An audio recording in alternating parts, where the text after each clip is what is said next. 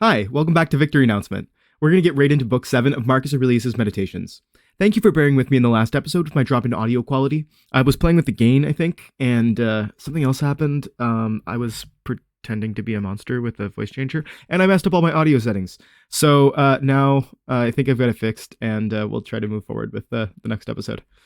Okay. Book 7. Book 7. What is badness? It is that which thou hast often seen. And on the occasion of everything which happens, keep this in mind, that it is that which thou hast often seen. Everywhere up and down thou wilt find the same things with which the old histories are filled, those of the Middle Ages and those of our own day, with which cities and houses are filled now. There is nothing new. All things are both familiar and short-lived. How can our principles become dead, unless the impressions, thoughts, which correspond to them are extinguished? But it is in thy power continuously to fan these thoughts into a flame. I can have that opinion about anything which I ought to have. If I can, why am I disturbed? The things which are external to my mind have no relation at all to my mind. Let this be the state of thy affects, and thou standest erect. To recover thy life is in thy power. Look at things again as thou didst use to look at them, for in this consists the recovery of thy life. The idle business of show, plays on the stage, flocks of sheep, herds, exercises with spears, a bone cast to little dogs, a bit of bread into fish ponds, laboring of ants and burden-carrying, runnings about of frightened little mice, and puppets pulled by strings, all alike. It is thy duty, then, in the midst of such things, to show good humor, and not a proud air. To understand, however, that every man is worth just so much as the things are worth about which he busies himself. In discourse, thou must attend to what is said, and in every movement thou must observe what is doing. And in the one thou shouldst see immediately to what end it refers, but in the other, watch carefully what is the thing signified. Is my understanding sufficient for this, or not? If it is sufficient, I use it, for the work is an instrument given by the universal nature. But if it is not sufficient, then either I retire from the work and give way to him who is able to do it better, unless there be some reason why I ought not to do so, or I do it as well as I can, taking to help me the man who, with the aid of my ruling principle, can do what is now fit and useful for the general good. For whatsoever, either by myself or with another, I can do, ought to be directed to this only, to that which is useful and well suited to society. How many, after being celebrated by fame, have been given up to oblivion, and how many, who have celebrated the fame of others, have long been dead? Be not ashamed to be helped, for it is thy business to do thy duty like a soldier in the assault on a town. How then, if being lame, thou canst not mount up on the battlements alone, but with the help of another it is possible?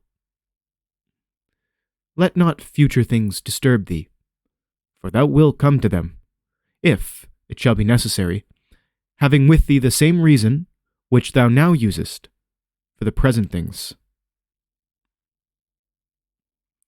All things are implicated with one another, and the bond is holy, and there is hardly anything unconnected with any other thing. For things have been coordinated, and they combine to form the same universe, order. For there is one universe made up of all things, and one God who pervades all things, and one substance, and one law, one common reason in all intelligent animals, and one truth. If indeed there is also one perfection for all animals which are of the same stock and participate in the same reason. Everything material soon disappears in the substance of the whole, and everything formal, causal, is very soon taken back up into the universal reason, and the memory of everything is very soon overwhelmed in time. To the rational animal, the same act is according to nature and according to reason. Be thou erect, or be made erect. Just as it is with the members in those bodies which are united in one, so it is with rational beings which exist separate, for they have been constituted for one cooperation. And the perception of this will be more apparent to thee, if thou often sayest to thyself that I am a member melos, of the system of rational beings. But if, using the letter R, thou sayest that thou art apart, meros, thou dost not yet love men from thy heart. Beneficence does not yet delight thee for its own sake. Thou still doest it barely as a thing of propriety, and not yet as doing good to thyself. Let there fall externally what will on the parts which can feel the effects of this fall, for those parts which have felt will complain, if they choose. But I, unless I think that what has happened is an evil, am not injured, and it is in my power not to think so. Whatever anyone does or says, I must be good, just as if the gold or the emerald or the purple were always saying this. Whatever anyone does or says, I must be emerald and keep my color. The ruling faculty does not disturb itself, does not frighten itself or cause itself pain. But if anyone else can frighten or pain it, let him do so. For the faculty itself will not by its own opinion turn itself into such ways. Let the body itself take care, if it can, that it suffer nothing, and let it speak, if it suffers. But the soul itself, that which is subject to fear, to pain, which has completely the power of forming an opinion about these things, will suffer nothing, for it will never deviate into such a judgment. The leading principle in itself wants nothing, unless it makes a want for itself, and therefore it is both free from perturbation and unimpeded, if it does not disturb and impede itself. Eudaimonia, happiness, is a good demon, or a good thing. What, then, art thou doing here, O imagination? Go away, I entreat thee, by the gods, as thou didst come, for I want thee not. But thou art come according to thy old fashion. I'm not angry with thee, only go away. Is any man afraid of change? Why, what can take place without change? What then is more pleasing or more suitable to the universal nature? And canst thou take a bath unless the wood undergoes a change? And canst thou be nourished unless the food undergoes a change? And can anything else that is useful be accomplished without change? Dost thou not see, then, that for thyself also to change is just the same, and equally necessary for the universal nature? Through the universal substance, as through a furious torrent, all bodies are carried, being by their nature united with and cooperating with the whole, as the parts of our body with one another. How many a Chrysippus, how many a Socrates, how many an Epictetus has time already swallowed up? And let the same thought occur to thee with reference to every man and thing. One thing only troubles me, lest I should do something which is the constitution of man does not allow, or in the way which it does not allow, or what it does not allow now. Near is thy forgetfulness of all things, and near is the forgetfulness of thee by all. It is peculiar to man to love even those who do him wrong. And this happens, if, when they do wrong, it occurs to thee that they are kinsmen, and that they do wrong through ignorance and unintentionally, and that soon both of you will die. And, above all, that the wrongdoer has done thee no harm, for he has not made thy ruling faculty worse than it was before. The universal nature, out of the universal substance, as if it were wax, now molds a horse, and when it has broken this up, it uses the material for a tree, and then for a man, and then for something else. And each of these things subsists for a very short time. But it is no hardship for the vessel to be broken up, just as there was none in its being fastened together. A scowling look is altogether unnatural. When it is often assumed, the result is that all comeliness dies away, and at last is so completely extinguished that it cannot be again lighted up at all. Try to conclude from this very fact that it is contrary to reason. For if even the perception of doing wrong shall depart, What reason is there for living any longer? Nature, which governs the whole, will soon change all things which thou seest, and out of their substance will make other things, and again other things from the substance of them, in order that the world may be ever new. When a man has done thee any wrong, immediately consider with what opinion about good or evil he has done wrong. For when thou hast seen this, thou wilt pity him, and wilt neither wonder nor be angry. For either thou thyself thinkest the same thing to be good that he does, or another thing of the same kind. It is thy duty then to pardon him. But if thou dost not think such things to be good or evil, thou wilt more readily be well disposed to him who is in error. Think not so much of what thou hast, not as of what thou hast, but of the things which thou hast select the best, and then reflect how eagerly they would have been sought if thou hadst them not. At the same time, however, take care that thou dost not, through being so pleased with them, accustom thyself to overvalue them, so as to be disturbed if ever thou shouldst not have them. Retire into thyself. The rational principle which rules has this nature, that it is content with itself, when it does what is just, and so secures tranquility. Wipe out the imagination. Stop the pulling of the strings. Confine thyself to the present. Understand well what happens either to thee or to another. Divide and distribute every object into the causal, formal, and the material. Think of thy last hour. Let the wrong which is done by a man stay there where the wrong was done. Direct thy attention to what is said. Let thy understanding enter into the things that are doing and the things which do them. Adorn thyself with simplicity and modesty, and with indifference towards the things which lie between virtue and vice. Love mankind, follow God. The poet says that law rules all, and it is enough to remember that law rules all. About death. Whether it is a dispersion, or a resolution into atoms, or annihilation, it is either extinction or change. About pain.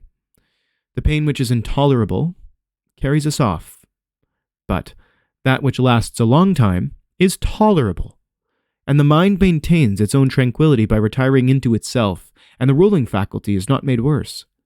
But the parts which are harmed by pain, let them, if they can, give their opinion about it. About fame. Look at the minds of those who seek fame. Observe what they are, and what kinds of things they avoid, and what kinds of things they pursue. And consider that, as the heaps of sand piled on one another hide the former sands, so in life the events which go before are soon covered by those which come after. From Plato. The man who has an elevated mind and takes a view of all time and of all substance, dost thou suppose it possible for him to think that human life is anything great? It is not possible, he said. Such a man, then, will think that death also is no evil. Certainly not.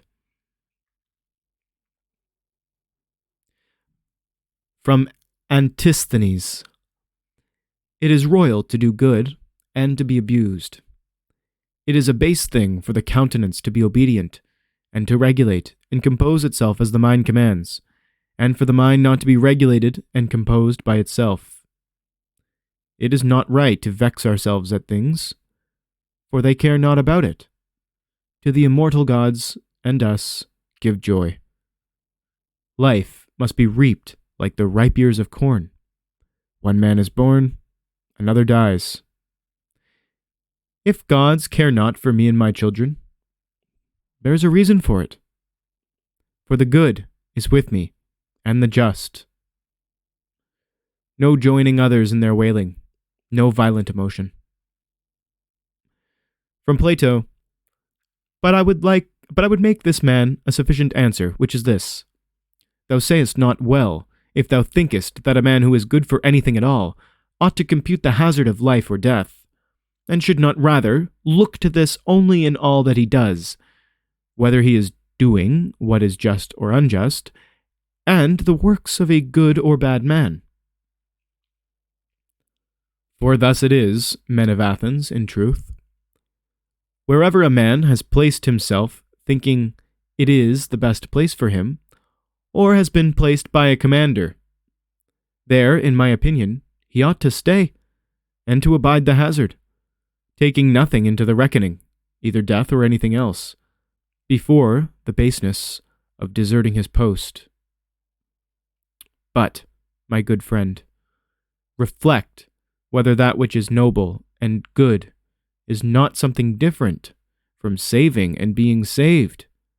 For as to a man living such or such a time, at least one who is really a man, consider if this is not a thing to be dismissed from the thoughts.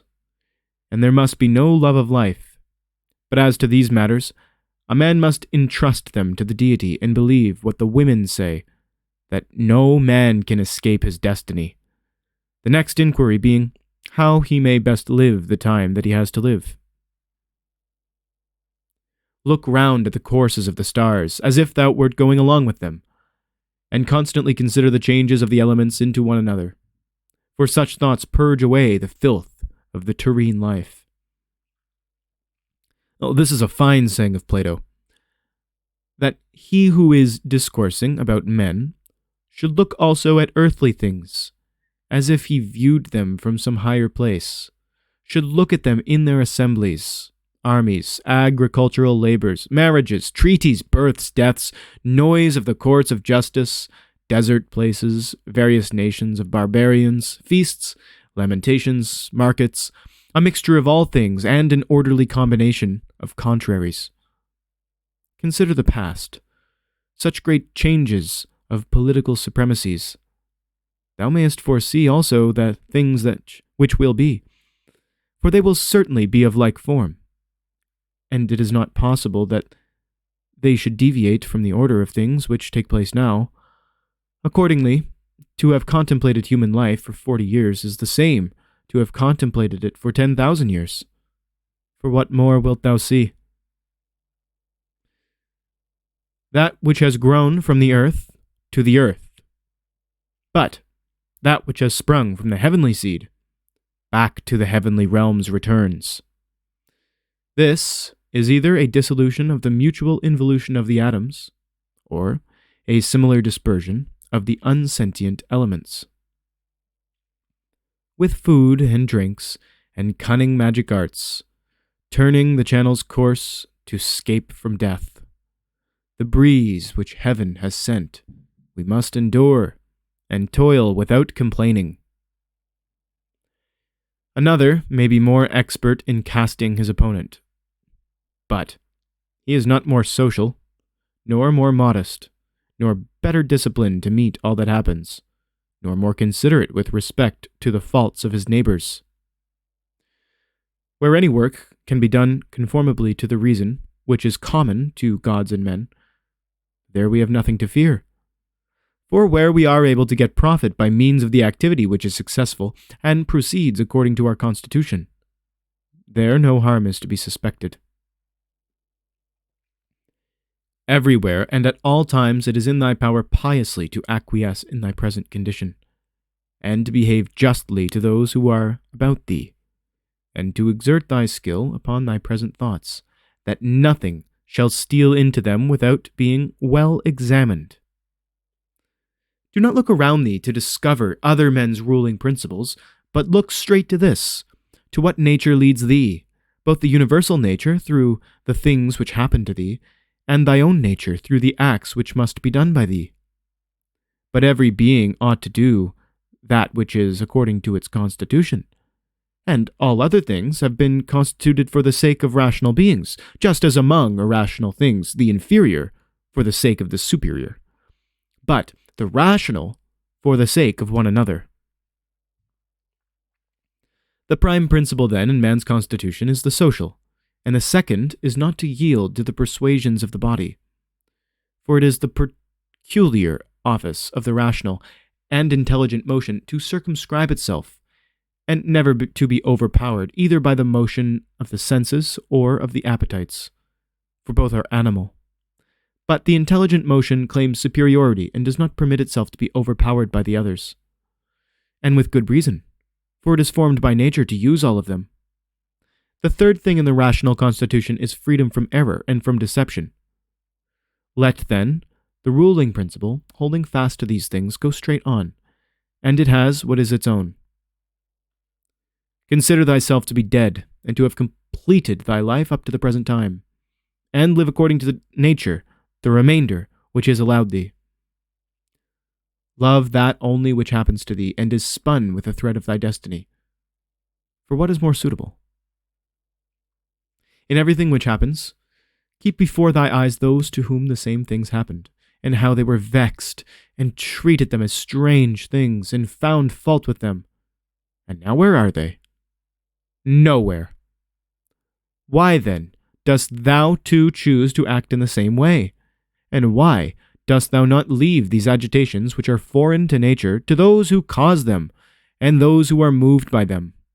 And why art thou not altogether intent upon the right way of making use of the things which happen to thee? For then thou wilt use them well, and they will be a material for thee to work on. Only attend to thyself, and resolve to be a good man in every act which thou doest. And remember, look within. Within is the fountain of good, and it will ever bubble up, if thou'lt will ever dig. The body ought to be compact, and to show no irregularity either in motion or attitude. For what the mind shows in the face by maintaining in it the expression of intelligence and propriety, that ought to be required also in the whole body.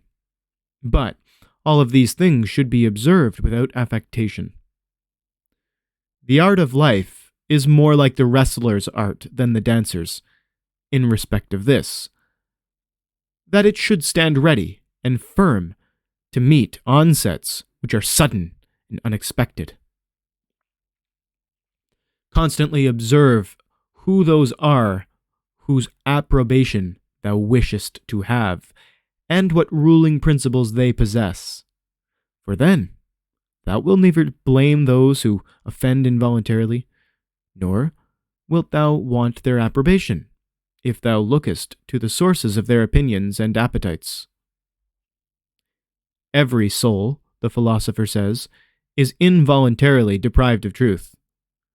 Consequently, in the same way it is deprived of justice and temperance and benevolence and everything of the kind. It is most necessary to bear this constantly in mind, for thus that will be more gentle towards all. In every pain, let this thought be present, that there is no dishonor in it, nor does it make the governing intelligence worse, for it does not damage the intelligence either so far as the intelligence is rational or so far as it is social.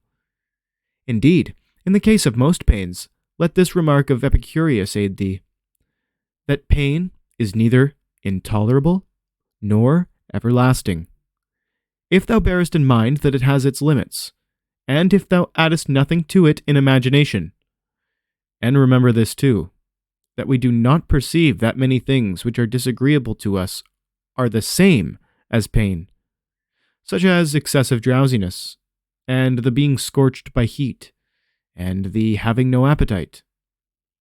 When, then, thou art discontented about any of these things, say to thyself that thou art yielding to pain. Take care not to feel towards the inhuman, as they feel towards men. How do we know if Teleges was not superior in character to Socrates? For it is not enough that Socrates died a more noble death, and disputed more skillfully with the sophists, and passed the night in the cold with more endurance, and that, when he was bid to arrest Leon of Salamis, he considered it more noble to refuse, and that he walked in a swaggering way in the streets. Though, as to this fact, one may have great doubts if it was true. But we ought to inquire what kind of a soul it was that Socrates possessed, and if he was able to be content with being just towards men, and pious towards the gods, neither idly vexed on account of men's villainy, nor yet making himself a slave to any man's ignorance, nor receiving as strange anything that fell to his share out of the universal, nor enduring it as intolerable, nor allowing his understanding to sympathize with the affects of the miserable flesh. Nature has not so mingled the intelligence with the composition of the body, as not to have allowed thee the power of circumscribing thyself, and of bringing under subjection to thyself all that is thy own. For it is very possible to be a divine man and to be recognized as such by no one. Always bear this in mind. And another thing too, that very little indeed is necessary for living a happy life.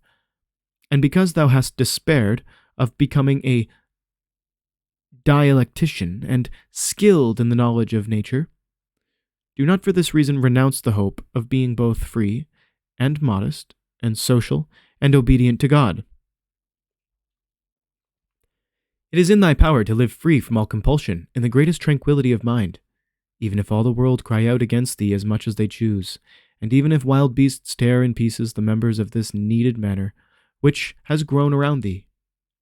For what hinders the mind, in the midst of all this, from maintaining itself in tranquillity, and in a just judgment of all surrounding things, and in a ready use of the objects which are presented to it, so that the judgments may say to the thing which falls under its observation, "This thou art in substance, reality," though in men's opinion thou mayest appear to be of a different kind.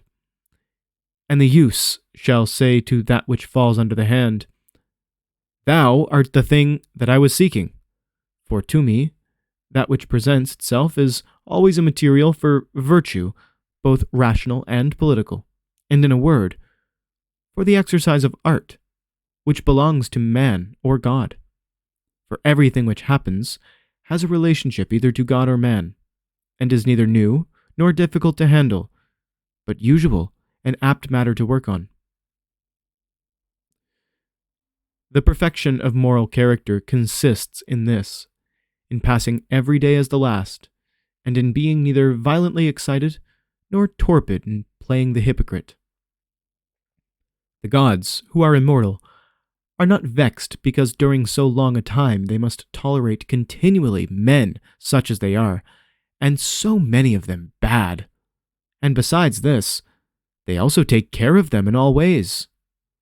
But thou, who art destined to end so soon, art thou wearied of enduring the bad?